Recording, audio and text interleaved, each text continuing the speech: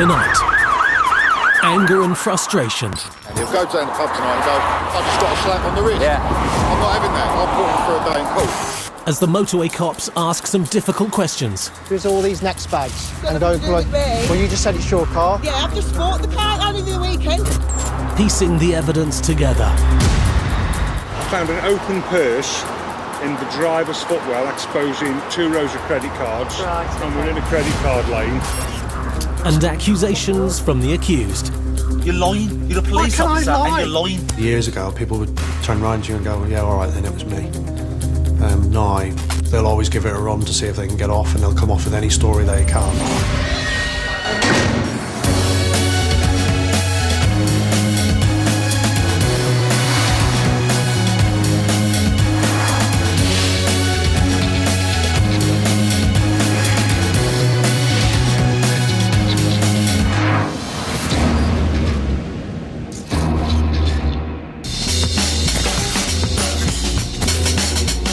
Catching criminals is never easy. Finding sufficient proof to put them before the courts is often even harder. It's mid-morning. Motorway cops PC Alan Coleman and PC Dal Nidja are in Aston, Birmingham. As they turn a corner, a Ford Mondeo heads towards them at speed, setting off their in-car number plate reader. Just go after that. What one, mate? Where is it? Yeah, he's just gone the other way, mate. But by the time they turn around, the driver's nowhere to be seen. Stop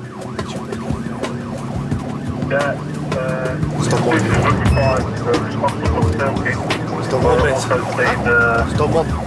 When somebody makes off from you like that, you want to get him because you don't know why they're making off. You don't know if they're wanted for murder. You don't know if they've stolen the car. So you've got to initially go after them to find out what's going on. There it is. As it jumps a set of red lights, their suspicions are confirmed. Oh, it's doing one, mate. Put him on. The cops have a chase on their hands, if they can find the car.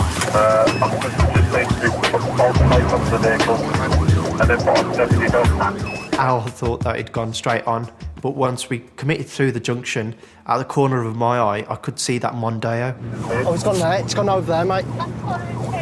You need to be looking down all the streets because inevitably what they do is they will duck down the first street they get. In and out, and it's just a game of cat and mice, really. Can you get out this way? No. Yeah, it's done one on us, Pete. We've just lost it on the Cuckoo Road. We're just making back towards it, over. The PSP state vehicle described as a gold distant microchip plate, but it's He went down here, mate. Although PC Nidja saw it go down this road, the car could now be anywhere. Okay. X-ray 874 kilo Alpha. It's clear. It's keep going, mate. He went down here. The trick is to find the driver before he dumps the car. Yeah, there it is. I saw a man on his mobile phone walking towards us on the path. He just didn't look right. That's him, there's that kid back there, you know. When we got to the end of the street and the Mondeo was dumped right on the corner, I knew it had got to be him. So I sent Dal off to get him because he can run faster than me. Behind us, the one that's gone over there.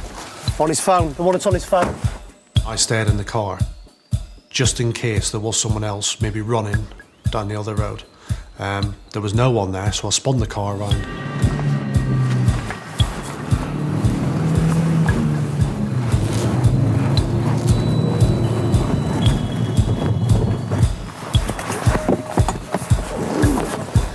Where you just come from? Off the canal, mate. Have you? Get in the car. No, you haven't. Get in the back. Get in the car. What for? Just get in the car. Mate, under arrest at the moment. Pass me the... What for? I think you've just come from that Mondeo. I've just come off the canal, mate, from Erdington. Why? Have you? Yeah. Yeah, we'll see about that. Just get in the car. His just come from the canal story is getting short shrift from PC Coleman. Anybody see that blue Mondeo come flying down here? Yep, no. Nah.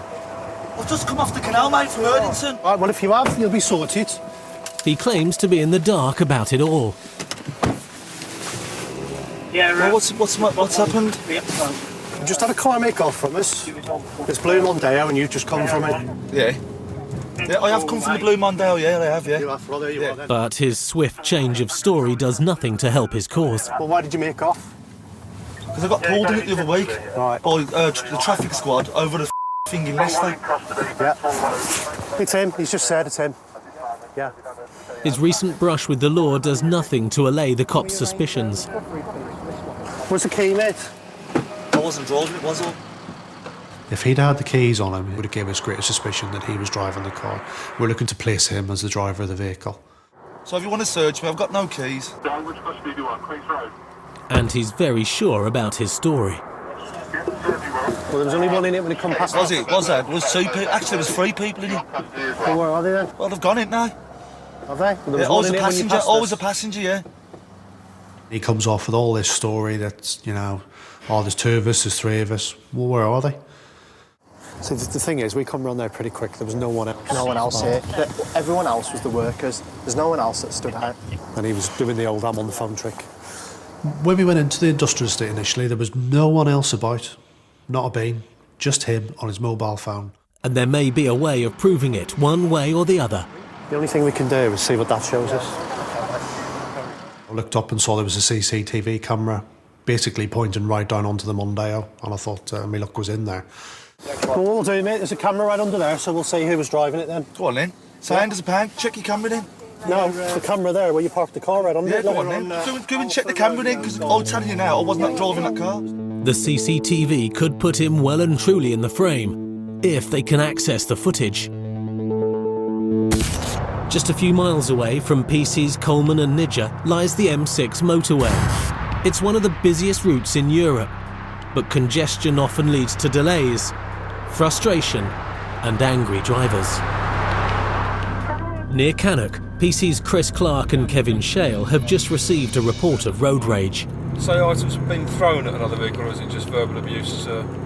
Yes, abuse and items thrown, but traces on the ground to the actual colour.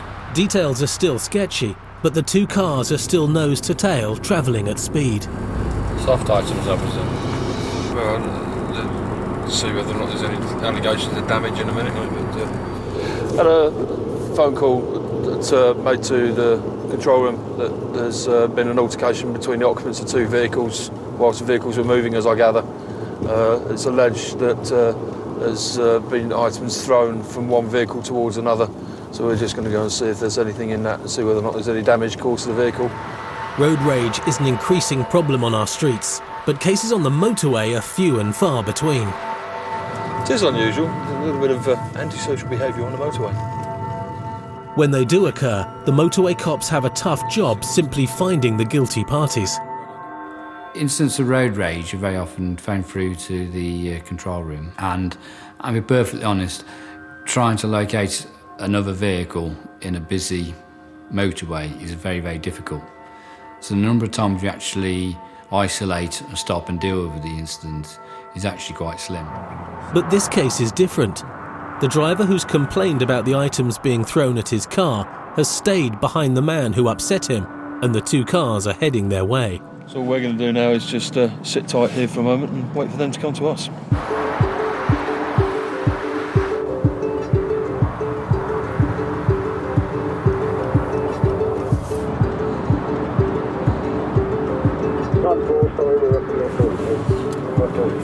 there is. P7JRS. Has him blown his horn? Yeah.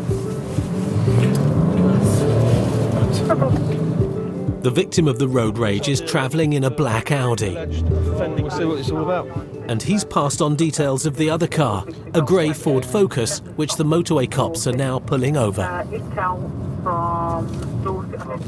Yeah, he's stopping behind us as well. Do you want to have a word with the Audi driver and I'll go and have a word with the...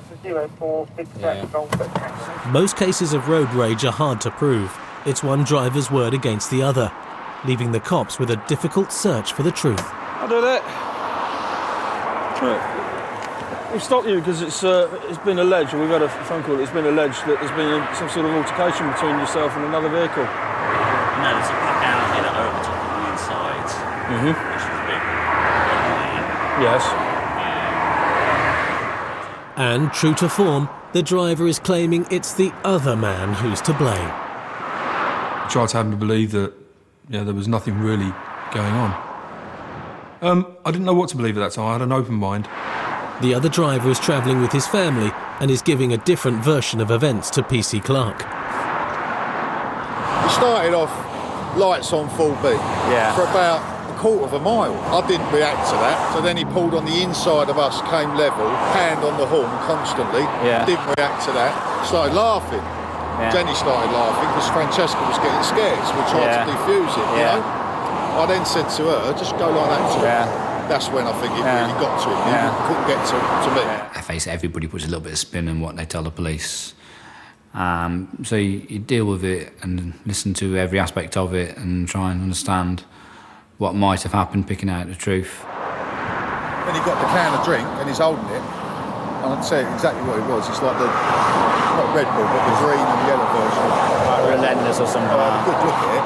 Next thing I know, he's thrown it, bounced off the roof of the car, landed in the outside lane. I know a lot of your job is common sense and take it for what it's worth, but I cannot see how throwing a projectile on a motorway is not an arrestable offence.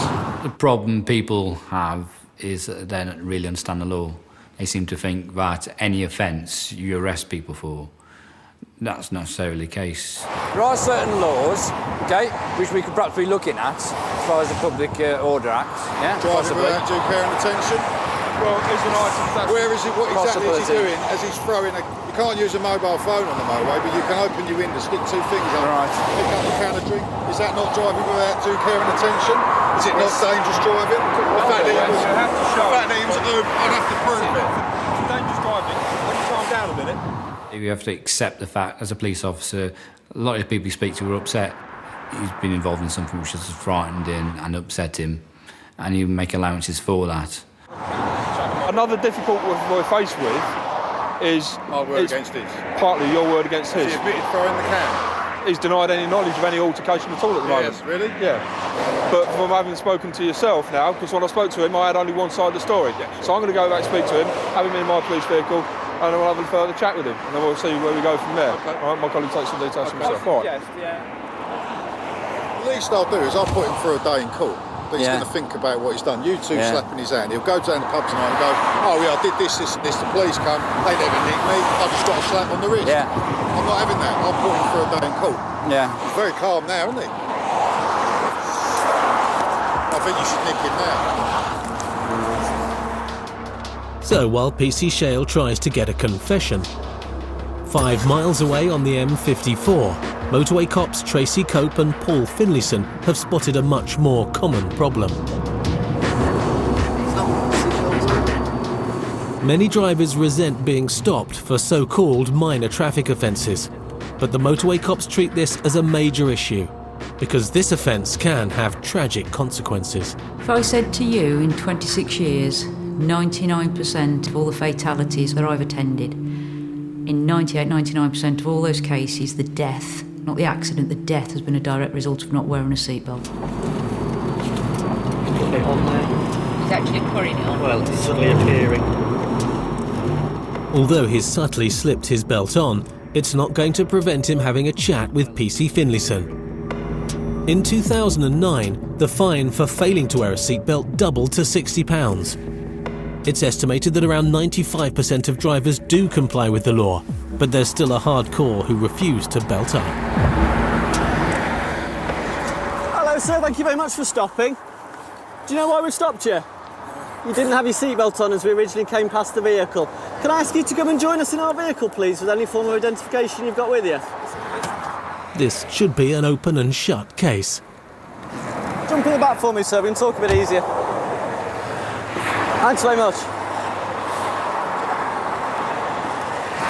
that out of my face, please. OK, sir. We passed you as we came down, didn't have your seatbelt on. You surreptitiously put it on as we then pulled onto the shelf. Is there any reasons why you're not wearing your seatbelt this morning? We hear every excuse under the sun. When it comes to a range of offences, and seatbelts are always a good one. Juice, I was coughing in it. I got flu coming on, as you can tell. I was coughing, so I just took off for a split second. It wasn't a split second though as we came past, unfortunately. It was as we drove past. You didn't have it on at all. It wasn't just... I was sneezing at that time. Right, OK. But you didn't have it on clearly, obviously, as we came past. Do you have any medical... Apologies, sorry? I reached in the glove compartment to get some tissue. Not a bad one as they go, But to be frank, he was just lying. You are going to be dealt with for this offence. There's 2 ways we can deal with it. In fact, there's 3 ways we can deal with it. We can either elect to send you directly to a court, okay? We can either give you a fixed penalty ticket of £60, or we can send you on a free course. Free course? A free course, yeah. What's a free course? It's called a crash course. It's conducted at Keele University by Staffordshire Police, and you can elect to go on that course, as I say, for free, rather than being issued a fixed penalty of £60. Whatever you want to do, yeah, that's all I need to. Do you have any form of identification on you at all? So, man, you got my name, obviously, done a check, man. No, I've got the name the vehicle's registered to. I haven't got your details. Well, I don't know that because I've never met you before and I don't know your history. So, do you have any form of identification on you at all? Checking that people are who they say they are is an important part of the Motorway Cops' job. But this man thinks they're wasting his time. I don't think this is the... It's a joke to you, maybe, but it's our job, so. Got nothing better to do. You want to get some donuts or something? I need some donuts. Once he realised that the excuse wasn't going to work, of course, then the insults started. And to be honest, I will take so much. Road safety might not be an issue for you, but it is for us, and we are going to deal with people positively, whether you take the mickey or not. Okay? We are catching criminals, we are doing lots of things every single day. But what we're also doing is looking at road safety.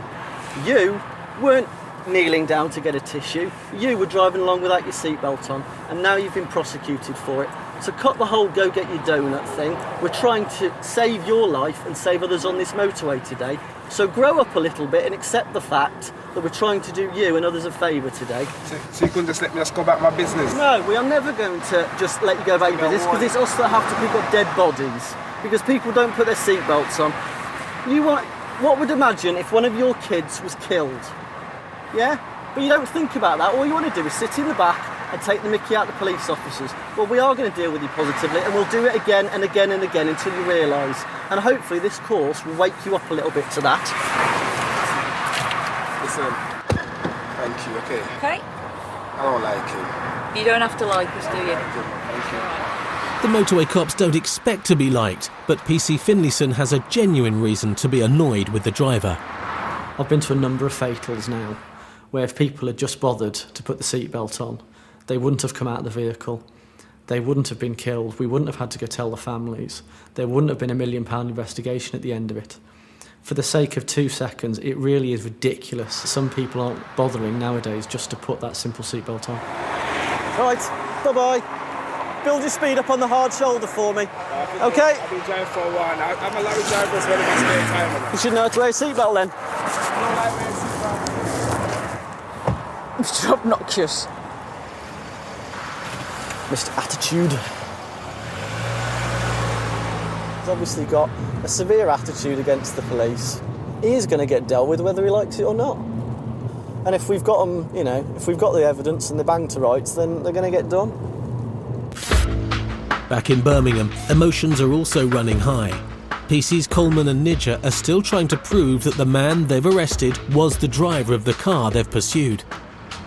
There's no need to be excited. Well, no, because you're exciting me, because I've done fuck all wrong, and you're getting excited. You're the one getting excited. What have I been arrested for? That's what I want to know. Suspicion of theft of that car. Suspicion of theft of that car? I don't want to know. I've got nothing to say. You've just asked us what you're arrested for. Yeah, what have I been arrested for? Suspicion of nicking my own car? Because if you go back to your traffic officer... You just said you were a passenger in your own car. I got pulled in that car 2 weeks ago driving it. As soon as he said, that's my car, then, my suspicion's through the roof then. Because why are you running off from your own car? They're hoping that the CCTV footage will prove that he was the only one in the car. Mate, is that your camera there? Does it work? I blew a fuse yesterday. Got 4 cameras, it's the only one that don't work. That would have absolutely sorted it out, because I reckon if the camera had been working, we'd have saw one person get out of that car. With the CCTV drawing a blank, their focus turns once again to the man and his story. Yes, that is my car. All right. Have you got the keys on you, my friend? No, I haven't got the keys, mate, because my mate was driving the car. Right, OK. And PC Nidger's caught a whiff of something that could explain why he won't admit he was at the wheel. Have you had a drink today? No. No, I can smell alcohol. But I weren't. No, mate. I was at my mate's funeral yesterday. He died. Okay. I haven't had a drink today, Okay. and I haven't been driving the car today. Right. So there you go, mate. Okay. Simple as that. Just bear with us. Watch your foot, mate. Al. What's happened, mate? That's his car. He's had a drink. That's why he's done one. You had a drink, mate? Oh, he's just said that, but I wasn't driving. Right, well, I'm not asking. Well, we think you were driving. I'm not breathing into that machine, mate, because I weren't driving. So you refuse? Well, you check the camera first. I believe you're driving the car. No, I weren't driving that car. Are you going to give us a breath sample? I'm not going to give you a breath test because you know you what? refusing? Check your camera. Yeah, I am. All right, you're also under arrest for failing to provide That's a fair sample. enough, then. That's fair enough. Okay. Al, he's refused. Okay, that's fine. We'll search him if you've got any keys. If not, we'll get a dog. I've searched him, he ain't got the keys. No, should we get a dog down here? Let's just do another search of him here. Fuck. Bollocks, man. Just jump out of the car a minute so we can search you.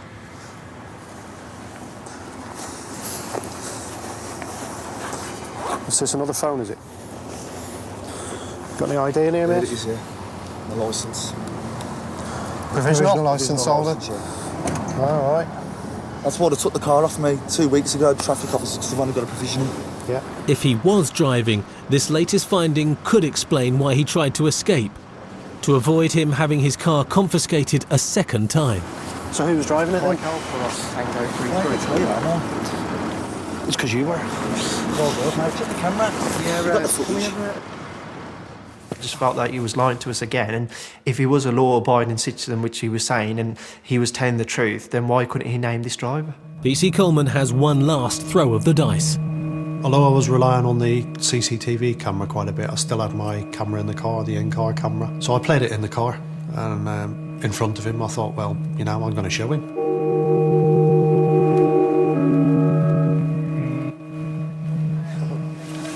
There's only one person in that when it comes to us. Oh, well, All right, was then. that? Well, whatever, mate, because you know what? That's bullshit, because there was 2 people actually in that car. There was one person. Was there? Yeah. Not the best of sort of video. It would have probably needed enhancing and things like that. But initially it looked like there was only one. You're lying, mate.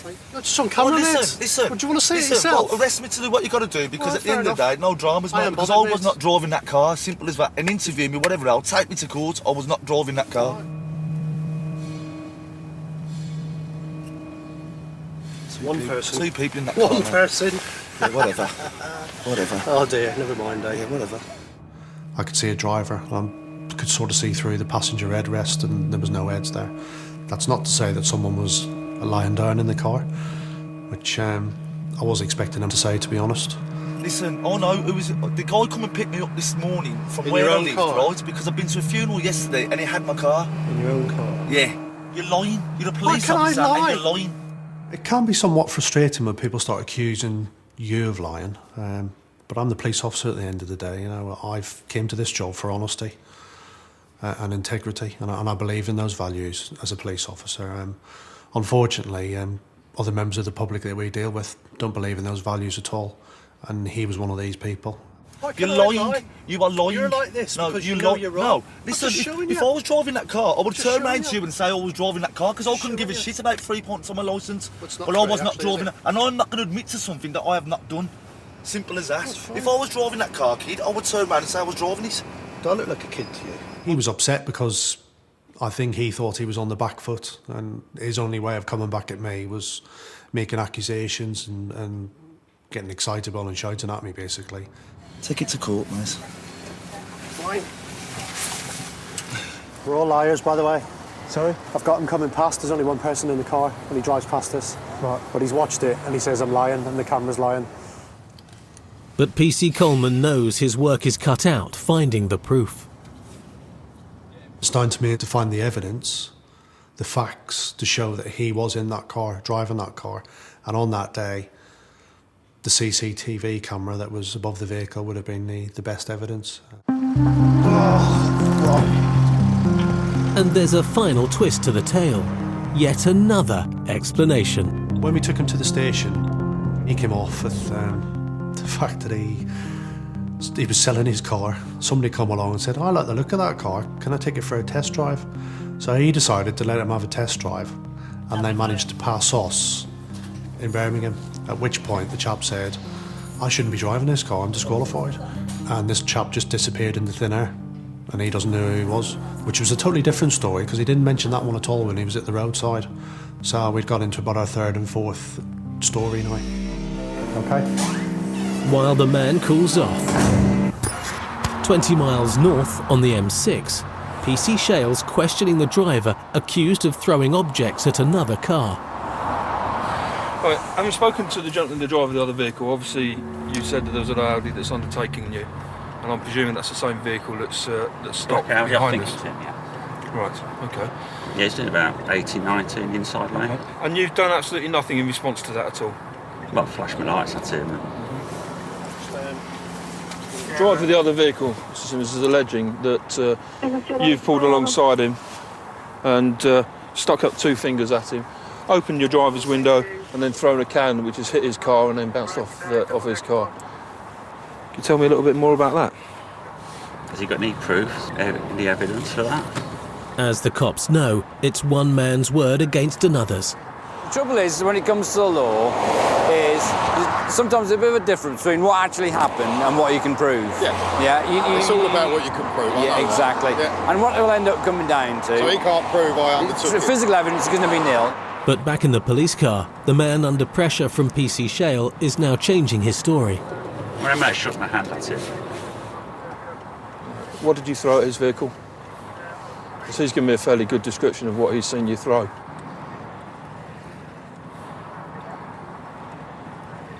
Well, yes, I did open the window and I did throw a can out the window. You threw a can out the window, drinks can. And what do you think justifies that? I was just annoyed that he was open. But at the end of the day, OK, on this occasion, it's caused no damage to his vehicle. That response, your response there, is totally a total overreaction, and I would argue that it puts people's lives at risk. The driver of the Focus really was out of order in what he did. It was potentially dangerous. It was certainly idiotic. You know, for you to throw anything at another vehicle is a gross overreaction.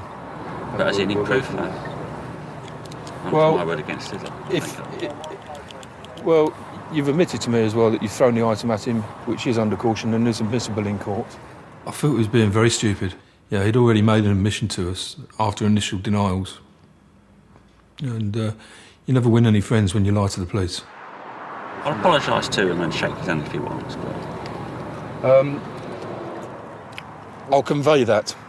He's very irate at the moment, and I don't think that would be a particularly good thing to bring you two face to face at the moment. But I'll just certainly convey your apologies. OK. It's now clear who's done what to who. But what's less clear is what the cops can do about it. It's not a straightforward case. There's no such thing as road rage as an offence in itself. So we have to utilise other parts of the law to try and get a best result. PC Shale has decided on a course of action. With the information that's available to me, I have to make a decision. So I don't propose that I should be dealing with you under the Road Traffic Act. It'd be more than likely under the Public Order Act. He's not being arrested, but he is being reported for his abusive and threatening behaviour. The other driver is given news of the decision by PC Clark. He's accepted it now. Don't worry, he's been told what's what. And he's going to be dealt with by way of the law. If you're happy with that... Yeah, I am. Thank you. You sign that for me.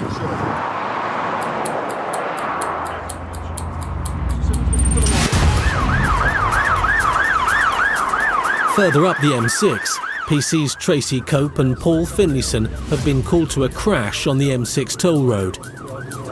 They already know that there's at least one casualty. The ambulance crew on the scene want to get the lady to hospital straight away. We don't know her condition, so she's being taken by a land ambulance to Stafford Hospital. We're going to get one patrol to head there to make sure her condition's okay, and we're going to head to the scene and find out exactly what's going on. At the moment, the details are obviously still a bit sketchy. The M6 toll road was opened in 2003 in a bid to relieve the motorway congestion around Birmingham. Although free-flowing traffic often brings higher speeds, it may not have been a factor in this crash because it happened at one of the toll booths. One car has rammed into the back of another. A highways agency officer is already at the scene. Oh, yeah. Female. Okay. Staffordshire. Hospital. Female from Yeah. that one, Stafford Yeah, Hospital. Stafford. So that's the offending Chest vehicle. injuries, yeah. She says we're on brake failure. Brake failure? Yeah. Yeah, on a 08 BMW. Male in his ambulance now, on his way to hospital. Right, I'm guessing they're not going just yet if they've just rescued that bag. How's he? He was okay. He said he was okay, and then about 10 minutes later he said he needs an ambulance. We'll grab some details off him. Although the driver of the car in front isn't badly injured, he's had a very lucky escape. You can see the BMW, the damaged BMW there. It's obviously impacted with the rear of this vehicle. We're told by the driver of this that he was actually stationary at the booth about to pay when he had the collision at the back. The poor guy, all he was doing was paying for his toll. And all of a sudden he was smacked quite hard from behind. Now his Audi probably weighs nearly 2 tonnes, and for that to be propelled forward the way it was, there's a hell of a bang occurred. So you can see that the vehicle's been moved a reasonable distance, having been hit up the rear. All the indications are that the woman in the BMW was simply not paying attention. But the cops need to prove that, and to do so they need some evidence.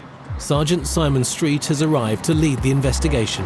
I'm just checking with our control room to see if this has been caught on CCTV. Yes, it has. It has been? She's just said, yeah. It's always on here. Yes, she's going to download it. Oh, we've asked them to download it. Brilliant. Thanks, Trace. A CCTV camera that is working is great news for the cops. But the footage will take at least half an hour to download. Meanwhile, news is coming in from the hospital about the injuries to the woman. Trace, we'll have to hold everyone here. She's got a cracked sternum. We just need to confirm from the hospital it's not going to get more serious. The CCTV evidence will be crucial in establishing whether the injured woman driver is at fault or not. It's a very nice car that no longer works. While they wait for the footage, the Motorway Cops continue to look into her allegation that it wasn't her, but a fault with her car which was the cause. It's very rare that a modern car ever gets a brake failure. It's not unheard of, but modern vehicles just don't tend to have their brakes fail. I stand to be corrected, but... These have been recalled, haven't they? Not recalled as such, but they've got to have a safety check done on them for the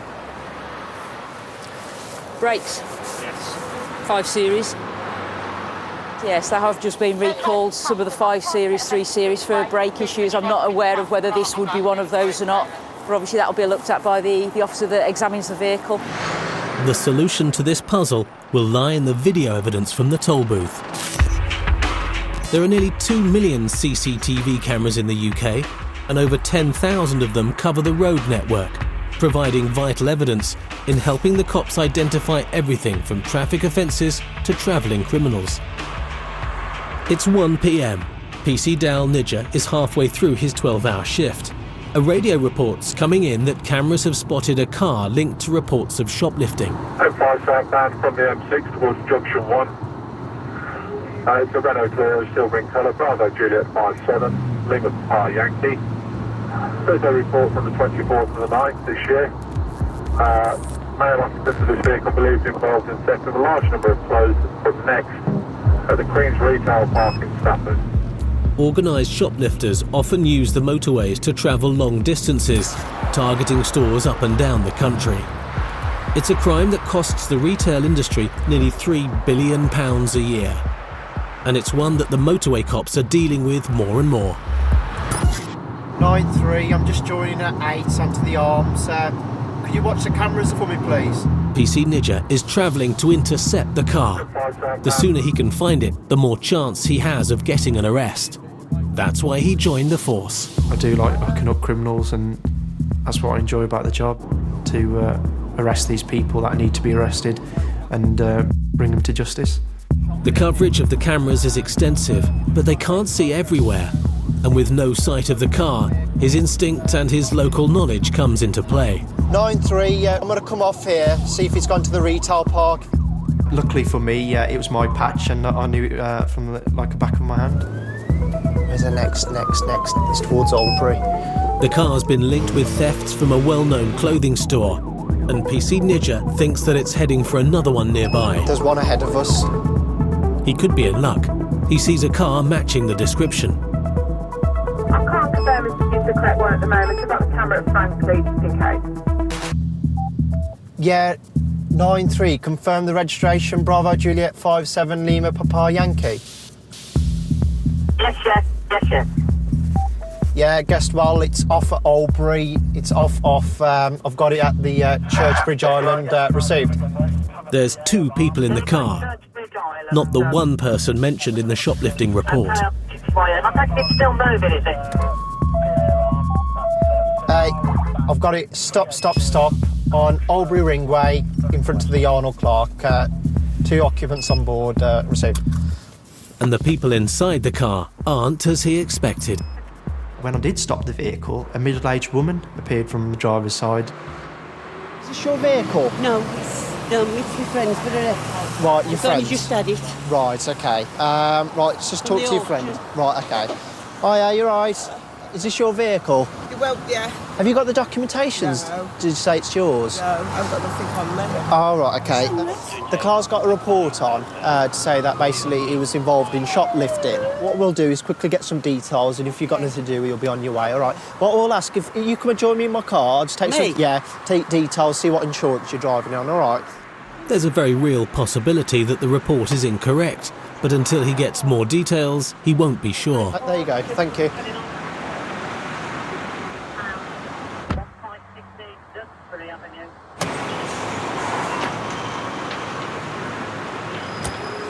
Right, I'll just take some details quickly, all right?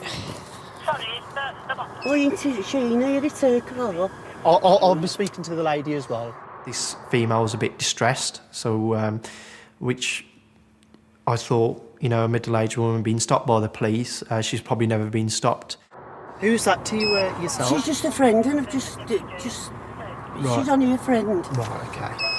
The reason we stopped her originally was for the shoplifting, but because of the insurance, that's something that I'd like to clear up first. So, while the woman calms down, PC Nidja checks out the passenger who claims to own the car.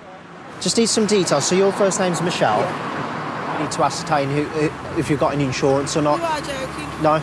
The woman body language was clearly not normal, very, very fidgety, which would show someone that's uncomfortable with being checked out.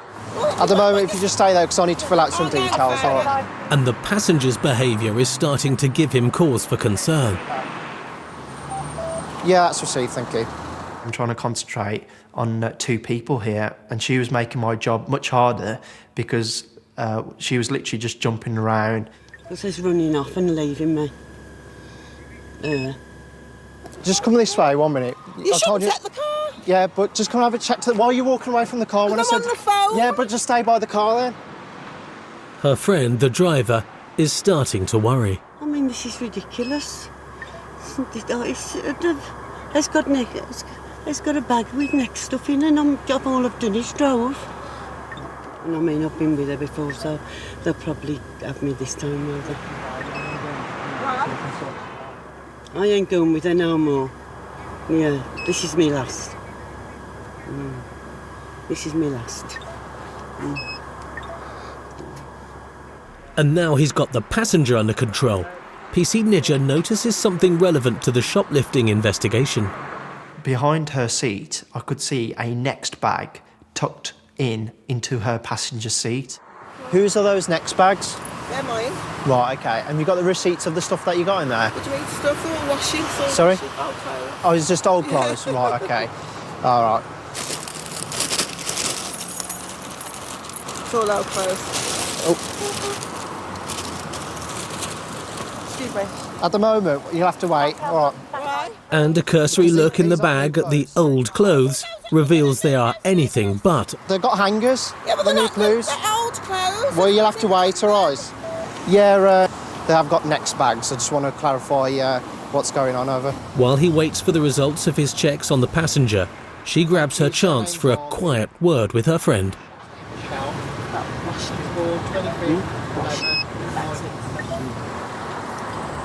PC Nidja's about to have his earlier doubts about the passenger confirmed. Shelley's known lots of previous motoring shoplifting theft, July this year. That's received. Did you say someone was en route to me, ideally a female lover? The evidence is starting to come together, but he'll have to find more than a bag of clothes to give him grounds for arrest. 15 miles away on the M6 toll road, PC's Paul Finlayson and Tracy Cope are still investigating the crash at the toll booth. They need to find out if the injured female driver was at fault, and they're looking for evidence that she did apply her brakes. You can see 2 marks there.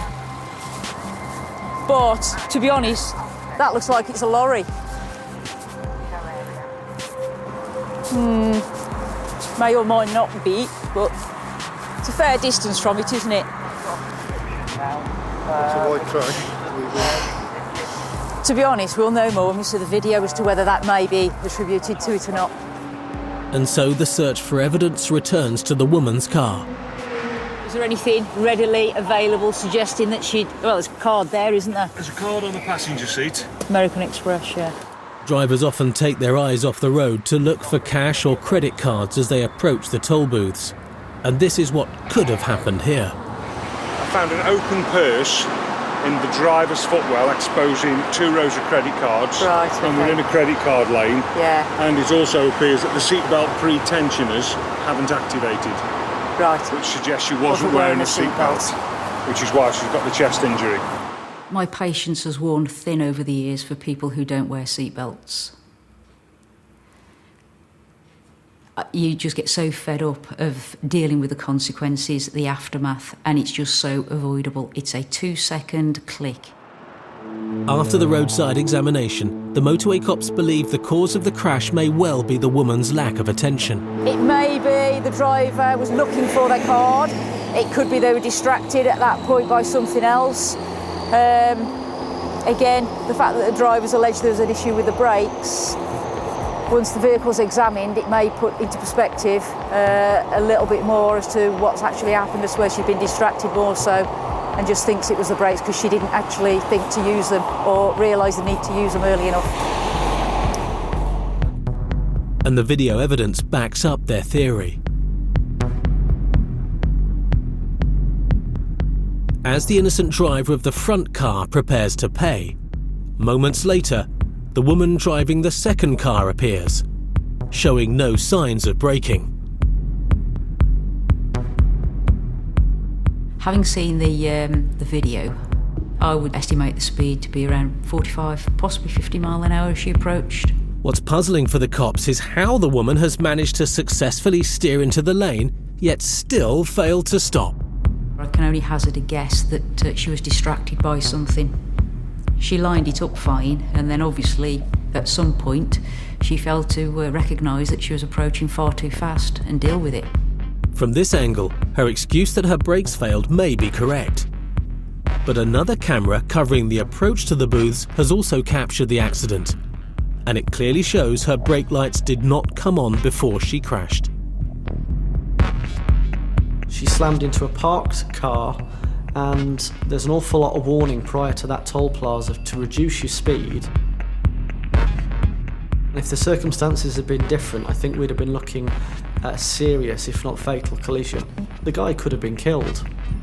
While the motorway cameras are an invaluable tool for the cops in their fight against crime, they don't extend to the whole road network. So the cops' own eyes and ears are just as important.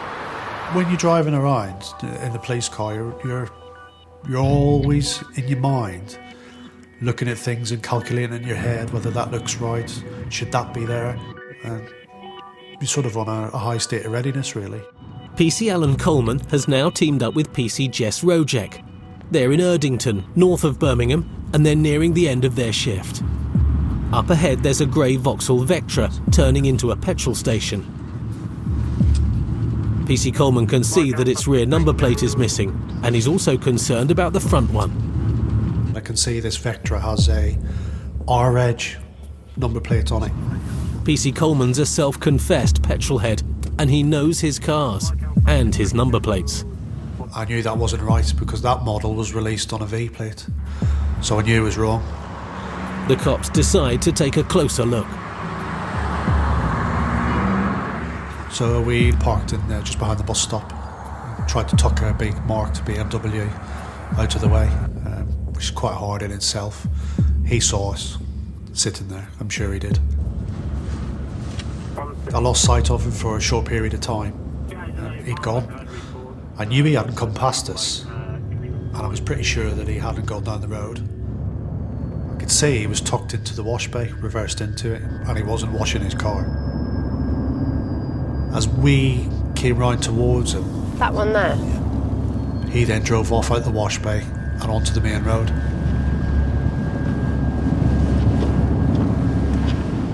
Very, very suspicious behaviour, that. It's not just the suspicious behaviour that's bugging PC Coleman. He can't get that front registration number out of his head.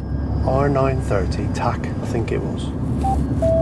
Can I have a code 2 PNC check, please, Streetley Road? PC Rojek's checking the police database to see if he's remembered it correctly. Thank you. It's we think it's Romeo 930 Tango Alpha Charlie, but it's only got one number plate. But the registration PC Coleman remembers doesn't exist. Yeah, that's received. It's now a code 1 on Slade Road. Stand by. Perhaps he simply got it wrong. But once they get the driver in their car, they'll have a chance to look at the front number plate while they find out what he's been up to. Hello, you all right? Yeah. The reason we've stopped you predominantly is you've only got one number plate. I know, it's a fell off, yeah. It's in the back, I just got to get the screws for it. There is, just have a seat in the car first. It's easier if I just grab my documents. Well, no, it's not, is it? You can get those in a minute. Where's the plate there, mate? It's in the back, I just got to get the screws for it. Alright. What was going on at the garage? What was going on at the garage? Alright, you just sort of acted a little bit sus at the garage there. Oh, no, I was trying to see if I could find the screws in the car. And then my phone rang and you have to use it off the forecourt because you're not allowed to use it on the forecourt, any. Right. Was that why you moved it round the corner? I was thinking this isn't a major issue at the end of the day. You know, the plates in the back of the car on the parcel shelf, it's something I see quite a bit. Plates do fall off cars. It does happen.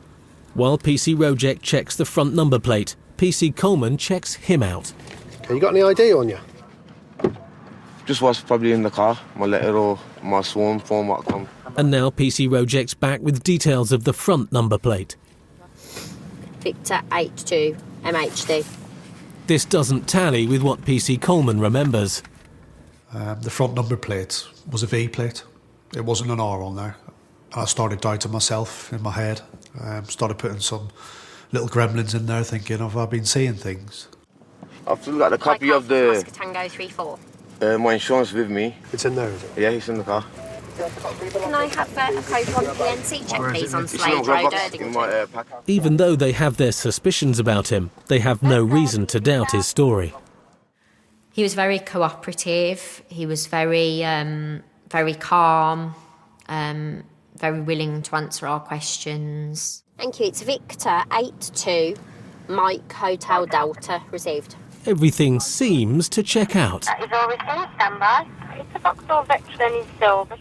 We checked him out via the police computer. He gave us a plausible excuse that the plate had fallen off. He'd got a licence.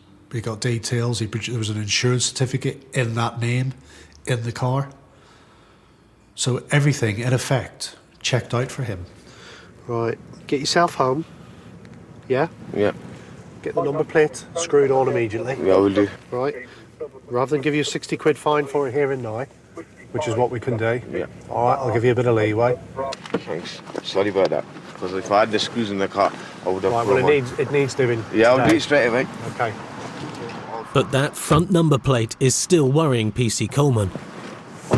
Either I'm missing something or I need to go to Specsavers. Because I'm sure that had an R on it. As we watched him drive off into the distance, I had a little nagging doubt in my head about this number plate. It was R901 TAC or R9 something TAC. That's what I thought I'd saw, but I was confusing myself in my own mind. I was giving myself doubt. And his mooching about around the garage just wasn't right either. Why did he move into that little bay at the back, out of our way? Should we go back and have a look? Yes. Just out of interest. While they returned to the garage to try to find out if he was up to anything, 12 miles away near Dudley, PC Nidger's still dealing with the two women he stopped, following a report linking their car with shoplifting. But so far, he hasn't found the evidence he is looking for. Have you got the keys? I'll need the keys. That's great. Do you need any of the other keys? All these. Yeah, okay, I'll just take that off. This is ridiculous. He's discovered that one of the women has previous shoplifting convictions, and now he's searching her car. When I opened the boot, I thought I hit the jackpot. We've got a lot of stuff related to next in this bag. Everything was going against her at that point because she even had the pliers to rip open the tags. PC Nidja thinks these clothes have already been stolen as part of a shoplifting scam. I suspect what they're going to do is go back and say, sorry, this size didn't fit, can we have our money back? We'll get a credit note. In that way, they're always up, yeah? So even though they haven't got tags, they'll go back, next will accept them, they'll get a credit note for them, and then there they go, they have a legitimate credit note to go and buy some real clothes. Also in here, brand new dress, some tops as well, they'll do the same thing for that as well. Also, as you can clearly see, there's some brand new next bags there that they'll just go into the shop, pretend that they just brought them and walk out with them. And these are the pliers they'll use to indicate to obviously snap the tags off and put them in the bags. You need to come over here and have a look at this. You're saying it's your car, right? Yeah. Have a look in there. There's all these next bags. Yeah, that's got nothing to do with me. Well, you just said it's your car. Yeah, I've just bought the car only the weekend. Right, have a seat in that car. Yeah, and you said you've stopped my car because of a male, there was a male driving the car. Right, have a seat in there. Well, just because I've got a record, that doesn't mean anything, does it? Yeah, at the moment you're under arrest for shoplifting, all right? And going equipped. It was enough to bring them in for going equipped because they're going to a specific place to what I believe is to steal. Give me your phone. Right, this will be turned off, okay? When I arrested her, this was my chance to confiscate her phone off her because originally I had no powers. She wasn't under arrest. I was mindful she was making phone calls to someone, but now because she's under arrest, she's in police custody. Do you understand why I've arrested you? For going equipped. You've got loads of next bags in there, brand new, and you've got some pliers. Right, okay, we'll sort that out at the station. Pass me your phone. Pass me your phone. Right. And all these hangers. So you're telling me they're brand new? I'm telling you that none of this belongs to me. So hang on a minute. You've got pliers, brand new next bags, and some of the hangers there. But at the moment, that's why we need to find out what's going on. These people are well organised. They know where these stores are. They've come to this specific location. It must be easier than other stores to get in and steal things. So obviously it's well planned. They know what they're doing, and they're from Wolverhampton. They came here for a reason, and I believe that reason is for shoplifting. PC Jan McNamara has arrived to help PC Nidja do a more thorough search. Any additional evidence, however small, could be useful in preparing their case against the two women. There's some new hangers underneath there as well.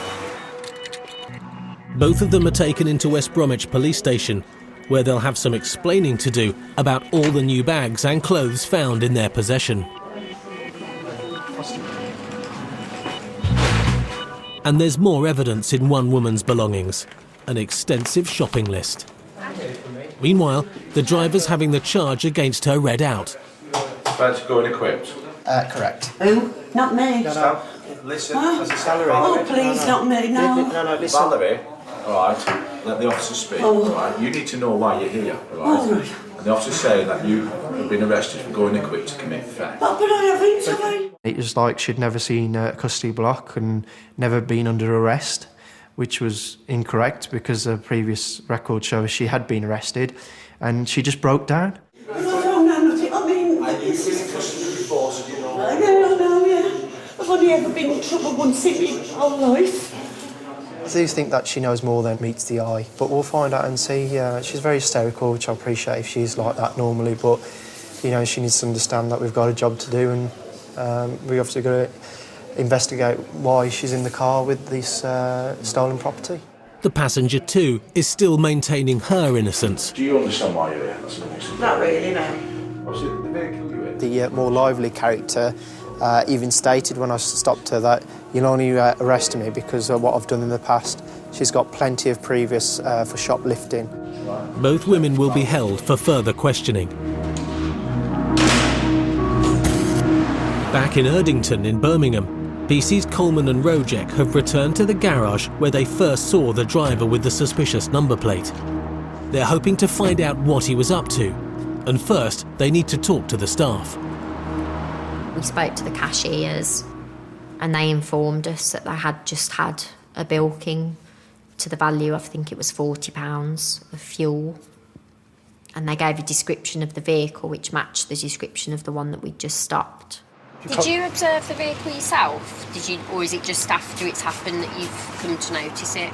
Well, I didn't actually see it drive off with the thing because I just thought I was going to go into the jet wash and then they're going to plug it in and come. But you remember the vehicle? They believe he's left without paying, as the attendant remembers the car. But yet again, getting camera evidence is proving frustrating. They couldn't get the video footage to show us what the car was, so it could or could not have been him. I thought in my own head it was him. So I went then to the rear of the car wash to find the number plates. PC Coleman's doubts about the front number plate are starting to make sense. He thinks that the man has used a false number to conceal the identity of his car from the petrol station's CCTV cameras. But when he saw the cops, he decided to ditch the false plate. Hope you've risk assessed that. Yeah. Very risky. It's been a long time since I've climbed any sort of fences like that, but I managed to get over, which I think was pretty good going. If PC Coleman finds the false plate, they'll have some evidence that their suspect did steal the fuel.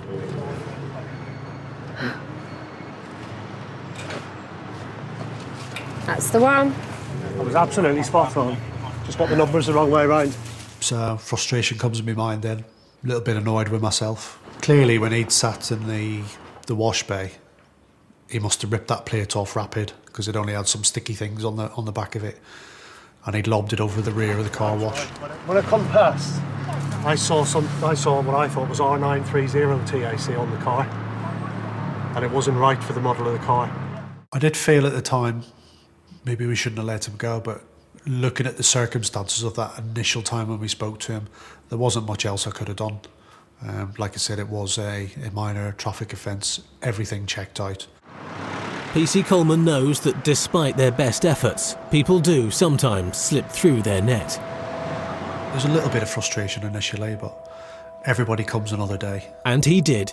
After his details were circulated to the rest of the force, he was arrested. When I found out that he'd been stopped 2 or 3 days later and been arrested for the bilking as well, I was pretty happy about that because I thought you got away with that, didn't you?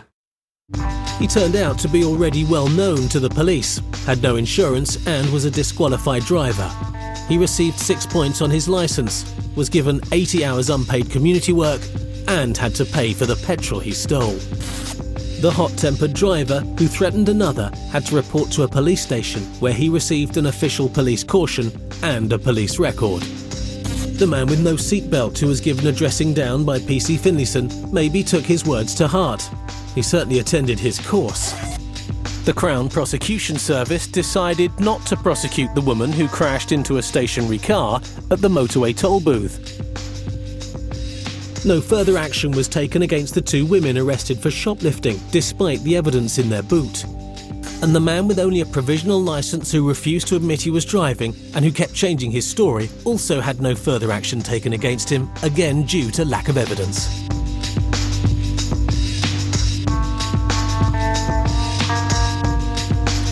Football coming up next here on BBC One. Highlights of tonight's League Cup semi-final between Crystal Palace and Cardiff.